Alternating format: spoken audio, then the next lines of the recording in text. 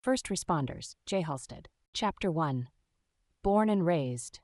Emerson rushed around her apartment, accidentally knocking into a few boxes as she tried to make her way out the door. The woman reached for her bag on the couch, finding it between a few coats she'd thrown on it the night before. The whole place was a mess, but she got access to it the day before, and now she had to get to work, meaning it would most likely be this way for the next months. Luckily for her, she had successfully convinced the landlord to give her a parking space. It wasn't an easy fight, but Emerson was convincing and strong-headed, so she refused to let it go until he agreed. She was a very polite woman and had a way to get what she wanted. Her parents had difficulties with teenager Emerson for that exact reason. They were lucky Emerson wasn't much of a troublemaker growing up. She drove all the way to her new workplace, wondering what her coworkers would be like. All she wanted was to fit in because she wasn't sure she'd be able to handle more change. Emerson wanted to settle down in Chicago and continue on with her life, forget all about the past few years. This was her chance to escape it all and live happily ever after. Luckily for her, parking was easy to find in front of Firehouse 51, and as soon as she stepped out, she felt the warm wind wrap itself around her. Emerson grabbed her bag from the passenger seat and crossed the street after looking both ways, just like she always did. Firefighters were walking out, and some others were waking in. All she could hear was people talking among themselves and laughing. To her, it was the sound of a great neighborhood firehouse. Not many were as warm as this at first sight. It eased her nerves.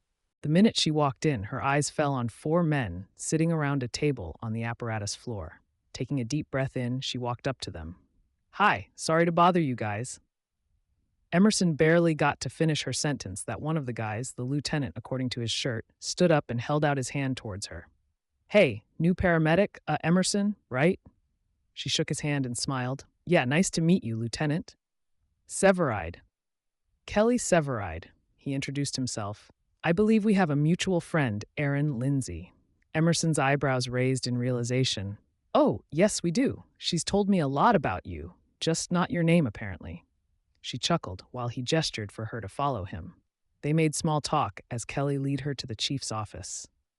The minute she walked in, her eyes fell on 4 men sitting around a table on the apparatus floor.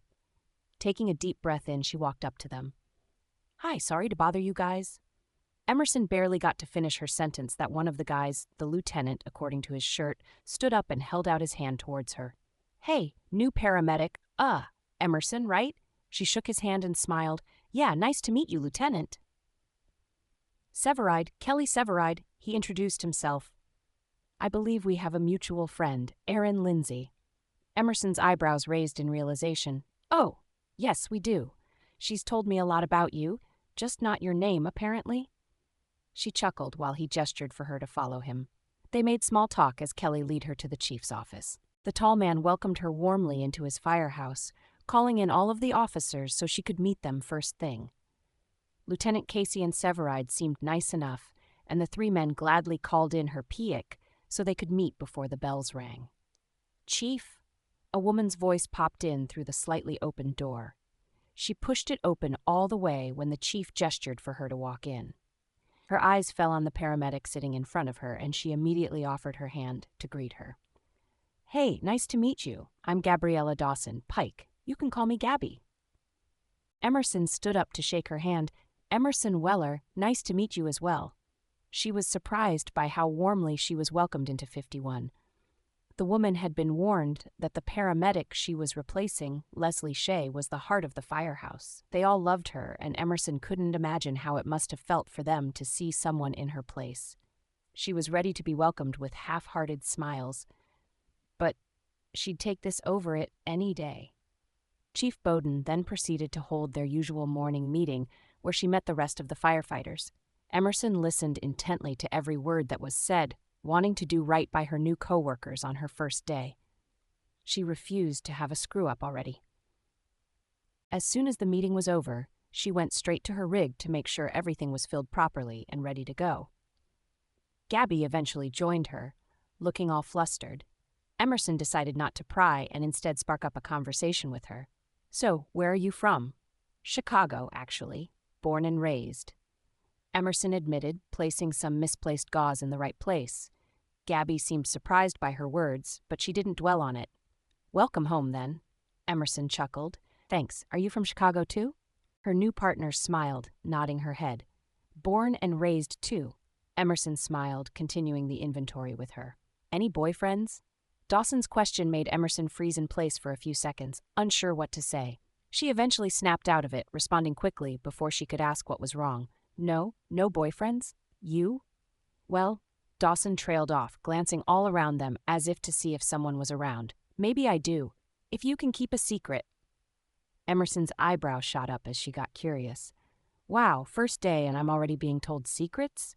Gabby playfully rolled her eyes and shook her head at her response. I can keep a secret, but you don't have to tell me. Matt and I are dating, she admitted, slightly blushing as the words slipped her mouth. It took a few seconds for the new paramedics to connect the dots, but eventually she caught on to the fact that she was talking about Lieutenant Matt Casey. We're not telling people because I'm trying out to become a firefighter and I can't work under Casey if we're together, she explained, offering a shrug as if she wasn't planning on speaking about it any longer. That's cool. How long until you're done with the classes? Emerson asked, and then Gabby proceeded to tell her all about the academy and how the process was going. The woman was glad her new partner was opening up to her on her first day. She'd thought she wouldn't be so open after losing her best friend. Emerson figured she got lucky. Plus, people tended to open up to her a lot. Something about her aura, a woman once told her. As soon as they were done with their task, they went back inside to the day room. Herman immediately grabbed her and dragged her to the kitchen, claiming that the new ones were always the ones chosen to make diner.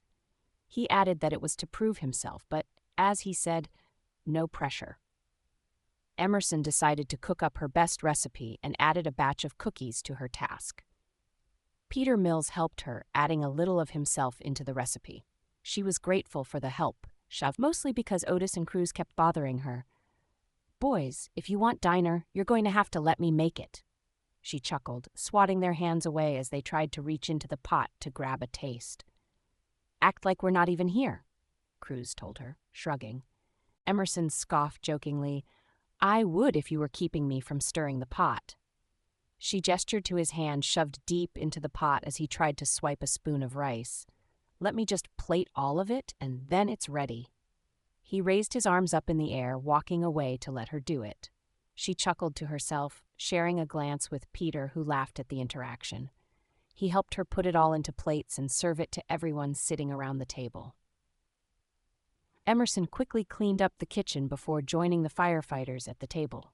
They quickly dug in and immediately praised her for her cooking. She felt a wave of pride pass through her before she cursed herself. If they liked her cooking, it meant that she'd have to do it all over again next shift. Emerson figured she brought it onto herself, so she'd just deal with it. How long have you been a paramedic, Weller? Mouch questioned, stuffing a spoon filled with rice in his mouth. 7 years. Worked in St. Louis as of a few days ago, actually. She told them, chuckling lightly as she stared at her food. After a little while, with no response, she raised her head and noticed all of them staring at her. Her eyes widened, realizing how that must have sounded to them. Oh, it was completely my choice to leave. My record's spotless. She let them know, offering a comforting smile. They all started talking over each other, acting as if they hadn't been wondering that exact question at all. Emerson smiled and shook her head, deciding not to take it personally.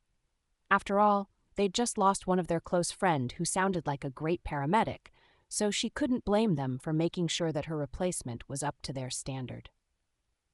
Emerson was determined to prove them right for taking her in and being so welcoming with her. Her adventure in Chicago was only just beginning. Chapter 2. Jay's Single. Emerson's hand reached for the Ambo's door handle, tugging it to open the door. She sat in the driver's seat and handed Gabby one of the drinks she just picked up. The latter gave her a plastic wrapper in exchange. They shared thank yous as Emerson unwrapped the plastic, discovering a pastry that smelled so good she could feel herself drool. Oh my God, that smells like heaven, she lowly spoke, admiring the almond croissant in her hand. From the corner of her eye, she noticed Gabby eyeing the drink she got her suspiciously. I didn't poison it, Gabby laughed, nodding her head. I figured you didn't. I was just curious as to why you got a hot chocolate instead of a coffee.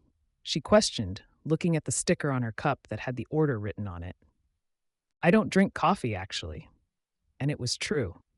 She could never really stand the smell of coffee. It was too strong for her, and she thought the smell was too bitter for her taste. She tried multiple times to like it, but she came to the conclusion that it wouldn't happen. The only time she found herself liking caffeinated drink were when she ordered iced coffees with large amount of caramel pumps. The Pics seemed surprised by this. Really? Wow. I don't think I've ever seen a first responder not drink caffeine. Emerson shrugged. Yeah, well, I don't like the taste. If you ever see me drink coffee, either I really need it or it's packed with sugar. She then bit into the pastry, humming in contentment. It's delicious. Wow, Dawson chuckled. It is, isn't it? Matt brought me here on one of our first dates. It's been on my run ever since. The confession warmed the new paramedic's heart. She figured she may have underestimated everyone at Firehouse 51.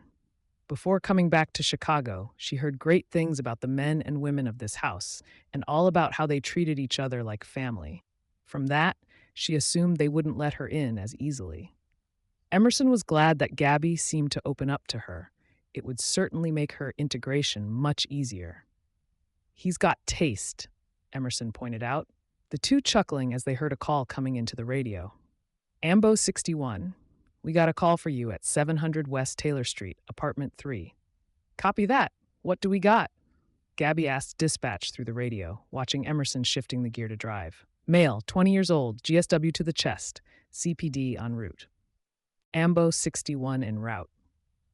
She responded, holding onto the door as Emerson sped down the street. They only had a few blocks to cross to get to the call, and luckily for them, there was already a few officers on scene. At least they'd be safe. Emerson grabbed the jump bag while Gabby carried the stretcher chair, hurrying to the victim that was lying in the middle of the street. They immediately tended to his injuries, figuring out what the nature of the wound was exactly, so Gabby could figure out how they should treat it. The PIC gave out orders as her new colleague worked alongside her, handing her everything she needed. The two worked so quickly and were so focused that they didn't even notice the two detectives arriving on scene. They immediately walked towards the paramedics once they saw the man they were treating, but the detectives stayed back to let the paramedics work. It wasn't until the paramedics were putting the man on the stretcher that they walked towards them. Gabby spotted them first as she sat in the back of the ambo. Hey, you need anything? She called out, making Emerson turn around and take notice of the detectives right before she could shut the doors of the ambo. Her eyes observed the detectives. One of them was an older man, very serious and intimidating looking. The second detective was a tall brunette male, very attractive and friendly looking. He was holding a notepad and a pen in his hands, tapping them together as he watched them put the patient in the ambo. Mind if I hop in? We need to talk to him, the tall detective asked, glancing at Emerson shortly before turning back to Gabby. She figured they knew each other. Yeah, sure, she agreed, gesturing for him to get in. Doubt he'll talk much, though. That's fine, we'll wait for him. I'll join you at the hospital, Jay, the second detective said, waving at them before rushing back to his car. Emerson shut the doors, rushing to the front of the ambo in order to get the patient to med right away. How far out, Weller? Gabby called from the back. Emerson took a quick glance at the back, eyes shortly meeting Gabby's and the detective's. Jay, as his partner called him. 2 minutes. Shortly after, the rig was parked in the ambulance bay, and the two paramedics hurried the patient out and rolled him towards the emergency room. Maggie, Gabby called out, as Emerson noticed the detective following them closely behind after shutting the back doors for them. What do we got? Maggie asked, rushing towards them. Dawson gave all of the information to the head nurse, who then directed them to the appropriate room. They rolled the patient in and transferred him to the hospital bed. Emerson rolled the stretcher out of the room and got out of the doctor and nurse's hair to give them space to work. She immediately started cleaning out the stretcher while she waited for Gabby, noticing the detective walking closer to her. Hey, you should be able to speak to him within the next hour or so. His injuries aren't so bad. She let him know, shooting him a smile. The paramedic couldn't help but take notice of how blue and beautiful his eyes were. She swore she could get lost in them, but felt herself want to take in the rest of him instead. He was tall compared to her and had broad shoulders. The detective politely smiled back at her, and she decided that smile had to be his best feature. Thanks, I appreciate it. Jay trailed off, most likely trying to get her name, but he was cut off by Gabby and his partner walking up to them. Let's go, Weller. Gabby spoke up, realizing only after the look between the two that she had interrupted. With a light smirk on her lips, she dragged her partner and their stretcher away. As Gabby filled up the paperwork, Emerson was cleaning up everything and making sure they were stocked up.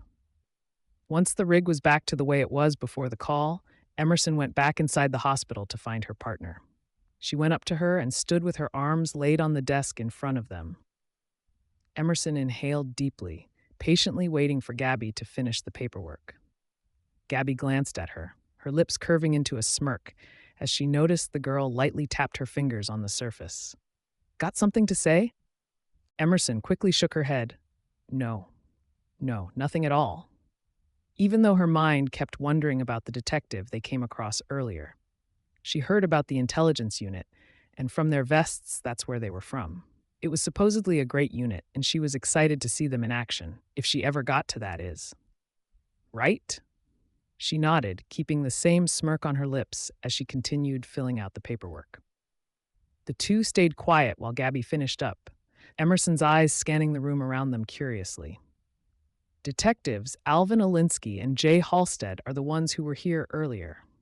Gabby ended up saying as she gathered all of her things so they could go back to the firehouse. Emerson took in the names, glad to be able to associate a face with them. On the way back, Emerson focused on the road ahead of her as her thoughts roamed free.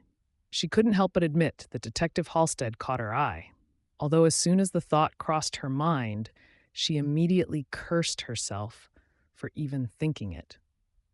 Jay Halstead was one handsome man, but for many reasons, she couldn't let herself think about him more. First of all, she only spoke to him all of 3 seconds, so she was in no position to have such thoughts. Second of all, there was no way this man was single. And lastly, it was way too soon for her. I'm sure you weren't wondering, but Jay's single, Gabby stated, shrugging as if it was nothing. Emerson's eyes widened as she quickly glanced to her partner before focusing back on the road. The Piik chuckled as she tucked her knees into her chest. But if you're even thinking about it, I think you ought something. Just by the look on her face, Emerson knew it was something she indeed would be interested in knowing. So she raised her eyebrow and waited for Gabby to speak up. A few years back, Gabby trailed off with a small smile on her lips as she pondered her next few words. Jay and I sort of dated. Her relationship with Jay wasn't something she spoke of often. It was no use speaking of it with anyone, as everyone at the firehouse already knew, and she didn't have many girlfriends to warn about the handsome detective. But Emerson was new blood, and Gabriella could tell she found him easy on the eye. Emerson let out a small laugh. Wow, so you got taste in pastries and in men? The lightness in her laugh made Gabby chuckle and nod in agreement. You've got it all, Gabriella Dawson. Casey's one lucky man. The wink Emerson sent her made her laugh and shrug. The latter parked the rig in its usual place before both of them jumped out of it. They strolled back to the main floor, where everyone was sitting around, mostly resting. Since they'd skipped breakfast, the two paramedics served themselves plates of leftover food and sat at the table. They immediately got roped in a conversation about some things to do with Molly's, which Emerson learned was a bar owned by Herman, Gabby, and Otis. She immediately got to asking questions about the bar and what it was like owning it. Mouch practically glared at Emerson for even asking, but Herman instantly got excited. She could see the stars in his eyes. He started off by telling him how much of a safe haven Molly's was, that it was the perfect escape for all first responders. He even spoke about how much of a steal the drinks were, but Emerson doubted that was true, especially when all of his fellow firefighters laughed sarcastically. Herman defended his point, though, refusing to let the new girl think Molly's wasn't a great place. "I'm sure Molly's great, Herman. I'll come check it out soon enough," she assured him nicely, smiling. "Yeah, you come do that. I swear it's better than any bar in St. Louis," he proudly exclaimed. "I'm sure it is," she chuckled, grabbing another bite of her food as Casey reminded the firefighter on 81 that they still had some cleaning to do. They all groaned and backed away from the table to head towards the apparatus floor. Casey shot Gabby a wink before leaving the room as well. Emerson kept a close eye on them, observing their interaction. It brought a light smile to her face, enjoying everyone's ease with each other. Firehouse 51 truly felt like a family, and she was so damn glad to be there.